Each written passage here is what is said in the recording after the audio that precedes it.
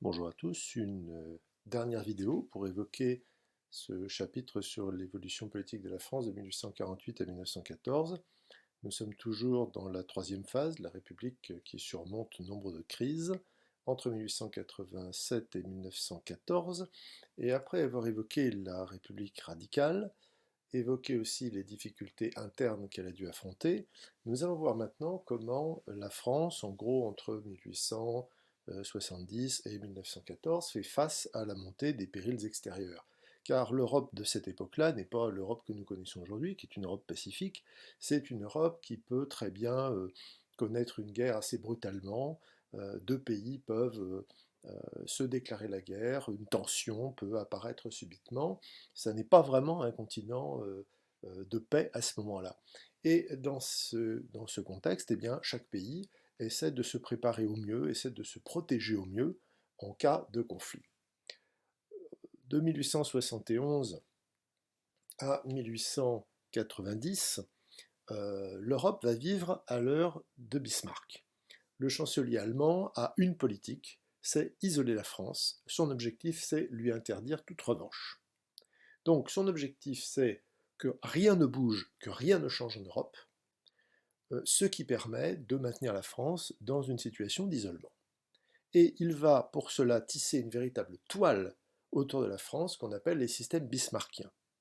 Alors, de tout ce que je vais vous expliquer là sur la diplomatie, il y a quelques traits principaux à retenir que je vous indiquerai. Là encore, il est hors de question, c'est une explication relativement longue, il est hors de question d'expliquer tout ça en détail dans une copie. Ça doit faire, ça peut représenter l'équivalent d'un paragraphe, ça peut représenter 15, 20 lignes, pas plus. Donc on va vraiment essayer d'aller à l'essentiel. Donc première étape importante, comment Bismarck essaie d'isoler complètement la France, à travers trois systèmes bismarckiens. Premier système, c'est la mise en place de ce qu'on appelle l'entente des trois empereurs. Donc empereur d'Allemagne, empereur d'Autriche et empereur de Russie. Évidemment, ce qui les réunit, c'est la menace française. C'est un petit peu l'épouvantail révolutionnaire français, que ce soit la Commune de Paris, la République, avec l'échec de la monarchie, tout ça favorise, inquiète les monarchies et favorise donc une entente contre la France. Et cette entente contre la France va avoir un quatrième membre, c'est l'Italie, qui va rejoindre cette entente en 1874. En effet, à ce moment-là, la France se retrouve globalement isolée, parce que si la France fait la guerre à l'Allemagne, eh bien, elle ne peut pas compter sur l'Italie, elle ne peut pas compter sur l'Autriche, elle ne peut pas compter sur la Russie. Euh, Compter sur le Royaume-Uni et sur l'Espagne, bon, à l'époque, ça n'est pas tellement d'actualité. Donc là, déjà, ça bloque quand même beaucoup des possibilités de revanche pour la France. Mais Bismarck va mettre en place un second système bismarckien. Il va mettre en place un traité des trois empereurs en 1881, à la demande d'ailleurs du tsar Alexandre II. Ça n'est pas un élément essentiel. Ce qui est vraiment essentiel dans ce deuxième système bismarckien, c'est l'alliance qui est signée en 1879 entre l'Allemagne et l'Autriche-Hongrie, ce qu'on appelle la Duplice. Ça, c'est vraiment un élément important. Euh, c'est une alliance défensive. C'est une alliance défensive pour l'Allemagne qui est évidemment une protection contre la France. Et cette duplice va en 1882 se transformer en triplice, on l'appelle aussi la triple alliance, avec l'Italie. C'est un accord, là encore, qui est défensif. C'est un accord strictement défensif. Le système est même assez précis, puisque si l'Italie est attaquée par la France, les deux alliés vont à son aide. Si l'Allemagne est attaquée par la France, agression non provoquée, hein, on se méfie un petit peu à Rome, l'Italie doit intervenir.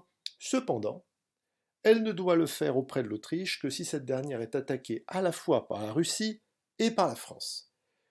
Ça montre bien que la relation entre l'Italie et l'Autriche est compliquée et que là, l'Italie n'est pas du tout enthousiaste à l'idée de venir à l'aide d'un pays qui finalement lui a compliqué considérablement sa construction nationale et qui continue à posséder des territoires qu'elle considère comme siennes, qu'elle considère comme des terres italiennes.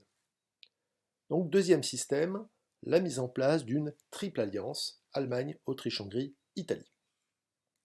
Et pour compléter le tout, troisième système bismarckien, Bismarck va encourager des discussions qui débouchent en février 1887 sur l'accord méditerranéen entre l'Italie, le Royaume-Uni, l'Autriche-Hongrie et l'Espagne. L'objectif, c'est en fait un statu quo en Méditerranée, mer Égée et mer Noire. Donc les puissances se sont d'accord pour que rien ne change, et c'est un accord qui est tourné contre la France, et aussi contre la Russie d'ailleurs, qui aimerait bien contrôler les détroits qui se trouvent entre la mer Noire et la mer Méditerranée. On peut rajouter aussi que c'est l'époque où le général Boulanger, le général Revanche, a provoqué une certaine agitation en France, et Bismarck va utiliser cette poussée du nationalisme germanophobe pour augmenter les crédits militaires. On se saisit de toutes les occasions dont on dispose. On peut également indiquer qu'un traité secret de contre-assurance en 1887 a été mis en place entre la Russie et l'Allemagne. Bon, en gros, l'accord, c'est neutralité russe en cas de guerre franco-allemande contre un appui diplomatique dans les Balkans. Encore une fois, le système essentiel ici, vous retenez l'entente des trois empereurs, premier système bismarckien. Deuxième système bismarckien, l'élément central, c'est la triple alliance, qui est vraiment l'élément clé. Je dirais même que si vous devez retenir une chose de ce qu'a mis en place Bismarck, c'est ça. Et vous avez également, troisième système bismarckien, l'accord méditerranéen, qui en fait est fait pour isoler la France face donc au Royaume-Uni, à l'Espagne, à l'Italie et à l'Autriche-Hongrie. Ces trois systèmes sont en place, la toile d'araignée a été tendue, la France est complètement engluée dedans, et on en a la preuve avec l'exposition universelle de Paris de 1889, et oui, celle pour laquelle la tour Eiffel a été construite, provisoirement, elle devait être démontée juste après. Et bien, lors de cette exposition universelle, aucun grand pays européen ne participe, aucun grand pays européen ne construit de pavillon. L'isolement français est à ce moment-là total. C'est une grande réussite pour la politique de Bismarck. Et là, la France va avoir, il faut bien le reconnaître, un peu de chance. En effet, le chancelier Otto von Bismarck va devoir démissionner en 1890. Pourquoi? Eh bien parce que en 1888, un nouvel empereur monte sur le trône en Allemagne. Il s'agit de Guillaume II. Guillaume II, donc fils de Guillaume Ier. Le problème, c'est que Guillaume Ier est un empereur qui a de bonnes relations avec Bismarck. Il y a une confiance qui s'est établie entre les deux hommes. La situation est très différente avec le nouvel empereur, puisque les deux hommes ne s'entendent pas. En fait, Bismarck souhaite un statu quo en Europe, c'est-à-dire que rien ne bouge en Europe pour isoler la France. En revanche, l'empereur, lui, est un adepte de la Weltpolitik, c'est-à-dire d'une politique mondiale. Ce qu'il veut, c'est étendre la puissance allemande à travers le monde. Alors là voilà, cette puissance allemande à travers le monde, une Allemagne qui veut notamment des colonies, et qui va en obtenir quelques-unes en Afrique, un petit peu également en Asie. Et pour essayer d'accroître la puissance de l'Allemagne, eh bien, l'empereur, lui, souhaite plutôt une politique de coup de force. Il souhaite au contraire changer la situation en Europe et dans le monde. Ça bouleverse complètement la politique européenne, et ça va permettre à la France de sortir de son isolement. Évidemment, la politique de Guillaume II, qui consiste par des coups de force à montrer aux pays que leurs alliances ne sont pas forcément solides, qui consiste à essayer de tirer bénéfice pour son pays, cette politique est très dangereuse parce qu'elle va exacerber le nationalisme des opinions des différents pays, elle va augmenter les risques de guerre, bref, son désir d'obtenir pour l'Allemagne, je le cite, une place au soleil, pourrait s'avérer très dangereuse. La situation est donc celle-ci à la chute de Bismarck, 1890, donc nous retrouvons la Triple Alliance. La France, elle, est isolée, mais la France isolée, ça ne va pas durer. Ça ne va pas durer, en effet, la relation entre la France et la Russie va progressivement évoluer et un rapprochement va avoir lieu. Alors, au départ, ça n'est pas évident du tout, puisque le tsar Alexandre III disait, par exemple, les Français sont le peuple le plus infect du monde, et on ne s'allie pas avec une pourriture. En plus, il méprise la République, ce qu'il appelle ce gouvernement bête. Donc, a priori, l'entente paraît difficile et l'Allemagne semble tranquille, elle ne risque pas d'être prise en tenaille. Mais déjà, il y a un rapprochement entre les pays qui est un rapprochement économique. En effet, la Russie a besoin de fonds pour se moderniser, elle lance des emprunts russes et il se trouve que les Français aiment bien placer leur épargne dans cet emprunt qui les attire, en qui ils ont confiance. Et d'autre part, le renouvellement de la Triplice en 1891, parce qu'une alliance doit se renouveler régulièrement, le renouvellement de la Triplice inquiète le tsar. Inquiète le tsar, et il se rend compte en fait que qu'un rapprochement entre l'Allemagne et la Russie paraît fort difficile, et qu'il va donc falloir envisager d'autres alliances. Et le rapprochement entre la France et la Russie, qui commence à se discuter, eh bien, aboutit en juillet 1892 avec la signature d'une convention militaire secrète. C'est le début de ce qu'on appelle l'alliance franco-russe. Alors l'alliance militaire secrète, c'est un accord assez précis puisque on a un accord défensif. En cas d'agression, il y a une assistance mutuelle qui est prévue. Donc si un des deux pays est attaqué, eh bien, la France doit engager 1 300 000 hommes et la Russie 800 000. Donc on voit que c'est vraiment précis. On indique également que la mobilisation d'un des membres de la Triplice entraîne celle de la France et de la Russie. Et en plus, pas de paix séparée, et la convention est de même durée que la Triplice. Donc on a vraiment une alliance qui est destinée pour les deux pays à se protéger de la Triplice.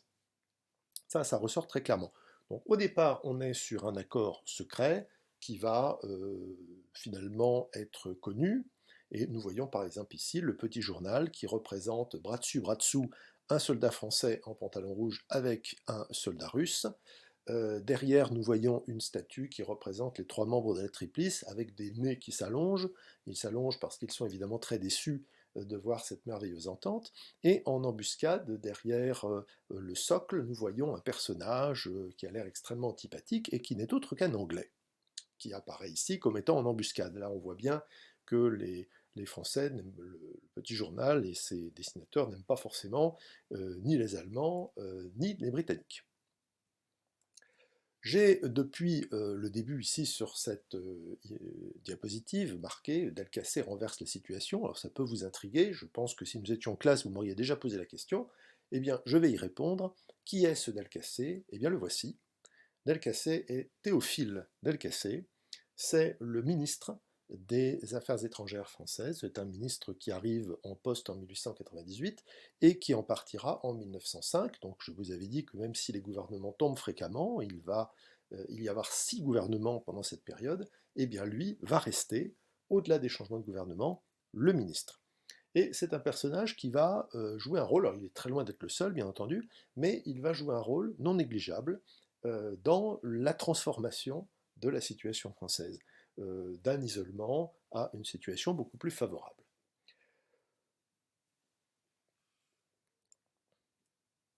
Alors, cette situation française et le rôle de Delcassé vont être mis à l'épreuve tout de suite. Enfin, Delcassé arrive en fait dans un contexte assez compliqué.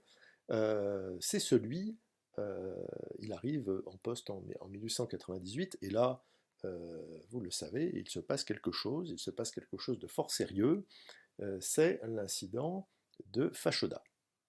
C'est l'incident de Fashoda, donc nous sommes au Soudan, les deux pays sont au bord de la guerre, la France cède, et c'est un épisode qui est important parce que les deux pays, en fait, se rendent compte qu'ils sont isolés. À ce moment-là, ils sont isolés. Le Royaume-Uni, dans son splendide isolement, qui est tourné vers le grand large, n'a pas d'alliés en Europe. Et quant aux Français, ils n'ont pas d'alliés non plus parce que la Russie n'était pas du tout décidée à intervenir dans une guerre qui aurait été provoquée par un lointain affrontement au fin fond du Soudan. Et ça va amener ces pays à réfléchir et à se dire qu'il est nécessaire pour eux de trouver des alliés. La France va progresser petit à petit. La France va réussir à faire une brèche, en fait, dans la Triplice, avec un accord secret signé entre la France et l'Italie en 1902. Cet accord secret, c'est une promesse de Rome de ne pas entrer en guerre contre la France dans un conflit qui serait provoqué par l'Allemagne. C'est tout de même un élément intéressant. Deuxième élément, un rapprochement inattendu qui se produit avec le Royaume-Uni. En effet, en 1903, le roi d'Angleterre, Édouard VII, fait une visite officielle à Paris. Alors, il faut bien reconnaître qu'au départ, l'accueil est absolument glacial, mais comme c'est un personnage qui est plutôt sympathique, c'est quelqu'un qui aime beaucoup la France, qui aime beaucoup Paris, qui aime beaucoup les petites femmes de Paris notamment, eh bien, il finit par réussir à retourner l'opinion, et l'atmosphère se réchauffe tellement bien entre les deux pays que la même année, le président Émile Loubet, le président français Émile Loubet, est reçu à Londres dans un réel enthousiasme populaire. Ça, c'est assez intéressant. Et en avril 1904, les deux pays parviennent à régler leurs différends coloniaux. Le Royaume-Uni a les mains libres en Égypte, la France a les mains libres au Maroc. Alors, ça n'est pas une alliance, il n'y a jamais eu d'alliance clairement rédigée, signée, mais il se trouve qu'il y a un changement très clair dans les relations diplomatiques entre les deux pays, et d'ailleurs on parle de l'entente cordiale. Voilà, ça c'est quelque chose de tout à fait nouveau. Cette entente cordiale, eh bien, elle va, je dirais, être tout de suite mise à l'épreuve par un coup de force de Guillaume II. En effet, Guillaume II qui le fait exprès d'ailleurs, hein, l'objectif de Guillaume II, c'est justement de montrer au Royaume-Uni que ça pourrait être dangereux d'avoir un allié en la personne de la France. Qu'est-ce qui se passe? Eh bien, la France s'est assurée d'avoir les mains libres au Maroc, oui, mais pas auprès de l'Allemagne. Et donc Guillaume II saisit ce prétexte pour provoquer une crise, l'objectif étant d'éloigner tout de suite le Royaume-Uni et la France, et il va décider, en fait, en 1905, en mars 1905, de débarquer à Tanger, donc au Maroc, et il se présente au Maroc comme le défenseur des libertés marocaines. Alors vous imaginez comme la France apprécie de voir l'empereur allemand au Maroc, annonçant au Maroc qu'il va les protéger. Ça provoque des tensions aussi dans le gouvernement, et ça va entraîner la démission d'ailleurs de Théophile Delcassé, qui est prêt à la guerre, et qui est bien d'ailleurs le seul au gouvernement à ce moment-là. Bon, une conférence internationale se réunit en 1906, et elle va régler la crise en reconnaissant la prépondérance française au Maroc. La toile française continue à se tisser avec un rapprochement anglo-russe. Alors jusque-là, les deux pays avaient disons, des positions tout à fait opposées en Asie centrale, ce sont des puissances concurrentes, et la France va proposer, son intermédiaire va proposer ses bons offices pour régler ces difficultés. Et c'est ce qui est fait. Effectivement, en 1907, il y a un rapprochement entre les deux pays qui vont signer une convention pour se répartir un certain nombre de territoires d'Asie.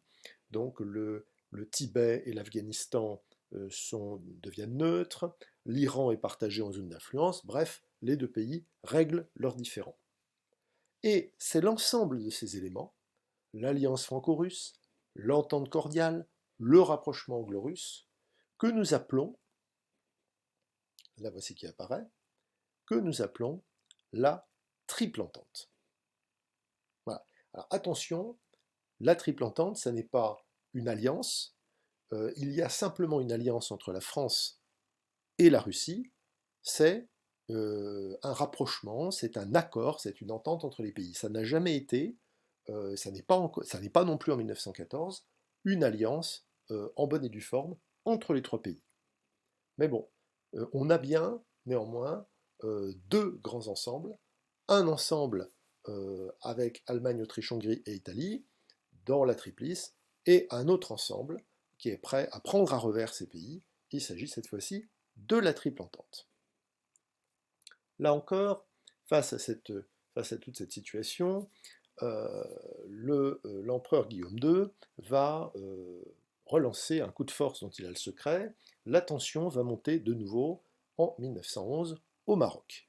Voici une caricature allemande qui montre justement cette situation, cette crise, et vous avez donc sur un même perchoir l'aigle allemand, avec à côté de lui le coq français, et on voit derrière un Anglais qui donne des coups de canne dans le derrière du coq français pour l'énerver et l'amener à attaquer l'aigle allemand. Donc ça c'est la vision finalement un peu polémique que les Allemands peuvent avoir sur la situation. Il n'empêche que ce qui se passe au Maroc, alors on va un petit peu y aller, donc je vous rappelle que nous sommes dans le cadre de la Weltpolitik de l'empereur Guillaume II, donc nous voici au Maroc. Au Maroc, vous allez repérer au sud du Maroc le port d'Agadir. Et eh bien, que se passe-t-il dans ce port d'Agadir? Eh bien, le gouvernement allemand envoie une canonnière qui s'appelle la Panthère. Elle débarque un contingent. Et là, évidemment, c'est une situation difficile à avaler pour les Français. Berlin se déclare prête à accepter le protectorat français en échange du Congo français. Donc en fait, il s'agit d'un coup de force pour essayer d'aboutir à une négociation. Paris hésite. Bon, la Russie fait comprendre très clairement qu'elle n'a pas du tout envie d'entrer en guerre pour Agadir, pas plus qu'elle n'avait eu envie d'entrer en guerre pour Fashoda. L'opinion française est violemment germanophobe, donc ça provoque des grands titres dans les journaux, et Paris finit par refuser. La rupture est proche, et là se produit une surprise, c'est pour ça que c'est quand même important. La rupture est proche, mais se produit une grande surprise, car Londres se déclare prête à soutenir la France, et s'il le faut, par les armes. Et non seulement on a une déclaration du gouvernement, mais la Royal Navy, la marine britannique, qui, rappelons-le, est la plus puissante au monde, est mise en état d'alerte. Alors ça, c'est assez extraordinaire, parce que les deux pays, le pays avec lequel la France a une alliance ne veut pas intervenir, et le pays avec lequel la France n'a pas d'alliance, lui, est prêt à s'aligner et à défendre les positions françaises. Finalement, dans cette situation-là, un accord va être trouvé, nous sommes toujours en 1911. Cet accord est le suivant. Voici la colonie allemande du Cameroun.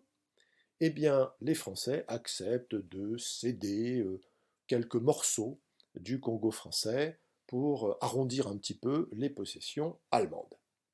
Et en échange, eh bien, le protectorat français est reconnu. Alors, sachant que le Maroc, en fait, est sous double protectorat. Le nord, sur la carte, vous avez une chaîne montagneuse au nord qui s'appelle le Rif. Donc, cette zone-là, elle est contrôlée par les Espagnols, et le reste du Maroc est contrôlé par la France. Donc, vous voyez qu'on a régulièrement des crises qui peuvent provoquer une explosion très rapidement. Nous nous rapprochons petit à petit de 1914 et la tension va renaître dans le sud-est de l'Europe. En effet, dans le sud-est de l'Europe, vous avez une alliance entre pays, une ligue balkanique, encouragée d'ailleurs par la Russie, ligue balkanique qui en fait s'attaque à l'Empire ottoman. Cette ligue s'attaque à l'Empire ottoman, et les pays, après avoir d'ailleurs gagné, vont se partager les dépouilles, vont se répartir les résultats, mais cette répartition, cet accord, va être à l'origine de fortes tensions entre deux pays, la Serbie, qui est un pays protégé par la Russie, et son voisin, la Bulgarie. En fait, la Bulgarie n'est pas satisfaite des accords et du résultat de l'attaque contre les Ottomans. La Bulgarie va donc attaquer la Serbie en 1913 et la Bulgarie va être battue. Alors là où c'est important pour nous, c'est que la Serbie, qui donc a remporté une large victoire, commence à sérieusement inquiéter et à agacer un puissant voisin, l'Autriche-Hongrie. L'Autriche-Hongrie qui est prête à intervenir à son tour, qui a envie de donner une leçon à la Serbie. Mais ses alliés, Italie et Allemagne, la dissuadent. La guerre est évitée de peu. Elle est évitée de peu, mais là, tout le monde commence à bien se rendre compte qu'elle est vraiment imminente. Les tensions ne cessent de s'accumuler, on est pratiquement chaque année au bord de la guerre, et par conséquent, vous avez une véritable course aux armements qui s'engage. Sur la photo que vous voyez ici, c'est une manifestation en France contre les 3 ans. Alors qu'est-ce que c'est que ces 3 ans? Eh bien, c'est le passage du service militaire en France de 2 ans à 3 ans. L'objectif étant d'atteindre une armée en temps de paix de 750 000 hommes. Pourquoi? Eh bien parce que l'Allemagne, elle, avait augmenté ses crédits militaires et avait amené son armée à 800 000 hommes. Donc là, on voit bien que les deux puissances se préparent à un conflit qu'elles estiment imminent. Les caricatures et autres dessins montrent bien que l'ambiance n'est pas non plus extrêmement amicale. Vous avez ici une caricature allemande qui vous explique que le lion anglais enchaîne l'aigle allemand et l'empêche de prendre son essor, son envol et de développer sa politique mondiale. Vous avez ici une caricature française qui montre Guillaume II qui brandit la foudre, qui brandit la menace face à un soldat français qui protège la frontière et qui est serein. Et vous avez aussi cette peinture de 1800 donc, qui s'intitule Elle attend, avec donc une jeune femme en tenue de deuil, en tenue noire. Ce qui est intéressant, c'est surtout le nœud noir avec une cocarde tricolore qu'elle a dans les cheveux. Et ça, c'est la tenue caractéristique, c'est la coiffure caractéristique des Alsaciennes. Donc là, vous avez le rappel des provinces perdues que la France doit récupérer. Un symbole représentant la triple entente et représentant le fait que deux camps sont bien en train de se mettre en place. Vous avez ici à gauche la représentation dans les plis du drapeau français de gauche à droite, le Royaume-Uni, la Russie et la France. Mais aussi d'une autre puissance qui est marquée par les couleurs rouge, jaune, noir. Il s'agit de la Belgique qui doit se défendre, là on est déjà en 1914, qui doit se défendre contre un espèce de monstre à couronne impériale qui représente évidemment la Triple Alliance. Autre dessin tout à fait célèbre qui représente la situation en Europe à ce moment-là, Alerte les chiens à bois, où vous avez le bulldog britannique et le caniche français qui attaquent le basset allemand, qui est enchaîné au chien de chasse autrichien, qui lui-même est piqué par la guêpe serbe et dont la queue est en même temps écrasée par le rouleau compresseur russe. Donc là, on a à la fois un dessin qui montre la tension qui peut exister en Europe, et on voit aussi l'idée finalement qu'il y a un enchaînement. Comment l'Autriche est attaquée, enchaînée à son allié, qui lui-même est attaqué. Enfin, on a ici clairement une présentation d'une Europe qui est prête à l'enchaînement de la guerre. C'est le moment d'une conclusion, une conclusion pour le chapitre. Nous pouvons dire que les républicains ont su se montrer opportunistes, puisque la révolution de 1848 permet de proclamer une brève république conservatrice, qui est victime des ambitions de son président au nom d'empereur. Ce dernier est lui-même victime d'une défaite militaire, mise à profit pour proclamer la République. On assiste même à l'affrontement de deux républiques, une bourgeoise à Versailles, une autre révolutionnaire et fédérative à Paris. La République ne devait guère survivre au coûteux traité de Francfort, mais elle profite des divisions entre monarchistes et d'une histoire de drapeau pour s'implanter, s'enraciner, s'imposer, en dépit de menaces multiples qu'elle traverse. C'est le moment de l'ouverture. Ainsi, la Troisième République, dont la constitution partielle tient en 4 pages dactylographiées, est devenue le régime le plus long depuis 1789. Si elle a su faire face à la Grande Guerre, le second conflit lui sera fatal. Elle est remplacée par l'État français du maréchal Pétain le 11 juillet 1940. Et c'est ainsi que se termine ce chapitre, en attendant le suivant. Je vous remercie pour votre attention.